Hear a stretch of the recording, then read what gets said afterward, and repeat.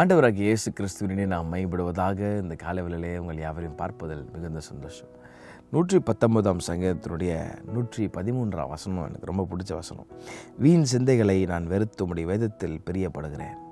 இந்த தாவீது ஒரு நல்ல ஒரு டீச்சருங்க, ஒரு நல்ல ஒரு எக்ஸாம்பிள். வீண் சிந்தை அப்பா நான் வெறுக்கணும்ப்பா, நாங்கள் வேதத்தில் பிரியப்படணும்னு கர்த்தர் அவர் ஜெபம் பண்ணுறார்.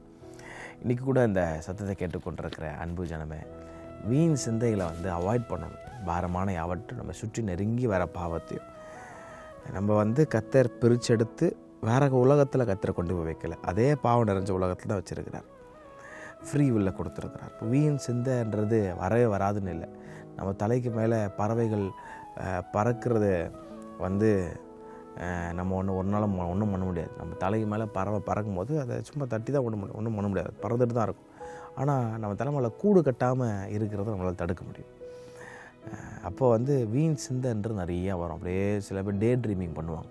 அப்படியே உட்காந்துட்டு வேற எங்கேயோ இச்சைகளை யோசிச்சுட்டு இருப்பாங்க, வேற எங்கேயோ அப்படியே எதாவது ஒன்று பண்ணுற மாதிரி யோசிச்சுட்டு இருப்பாங்க. அப்போது தேவையில்லாத சிந்தை அப்படின்ற தாவீது வீண் சிந்தையை நான் வெறுக்கணும், அதுக்கு பதிலாக அவங்க வேதத்தை நான் பிரியப்படணும். அப்போ எந்த அளவுக்கு இதே வார்த்தை உங்களுக்குள்ளே இருக்குதோ வீண் சிந்தைகளை அது வெறுக்கும். ஆமாம், சில டே ட்ரைவிங் பண்ணும்போது அப்படியே உட்காந்து எங்கேயோ யோசிச்சுட்ருக்கிறது, இவ்வளோ இந்த இடத்துல போய் இப்படி இவ்வளோ சம்பாதிக்கிற மாதிரி, இந்த இடத்துல அப்படி என்ஜாய் பண்ணுற மாதிரி, அப்படி தேவையில்லாத சிந்தைகளுக்கு இடம் கொடுக்காதீங்க. தாவீது தான் சொல்கிறேன், அப்போ வீண் சிந்தை எனக்கு வேணாம்ப்பா, தேவையான காரியங்களை நான் யோசிக்கணும். அப்போது அந்த சிந்தையை இயேசுவின் ரத்தத்தால் சுத்திகரிக்கும். உங்களுடைய அவயங்களை பலிபிடத்தில் சந்து சந்தாய் வெட்டி வைத்தார்கள்னு பழைய ஏற்பாடில் இருக்குது. அப்போது சந்து சந்தா வைக்கணும், சிந்தையை வைக்கணும், கண்ணை வைக்கணும், காது, உங்கள் பாடி பார்ட்ஸு டெய்லி பலிபிடத்தில் வச்சு ஆண்டவரை என்னை ஆளுகை செய்யுங்க அப்படின்னு சொன்னீங்கன்னா ஆவியானவர் உங்களை அழகாக கண்ட்ரோல் பண்ணி நடத்துவார். வீண் சிந்தை வேணாம்.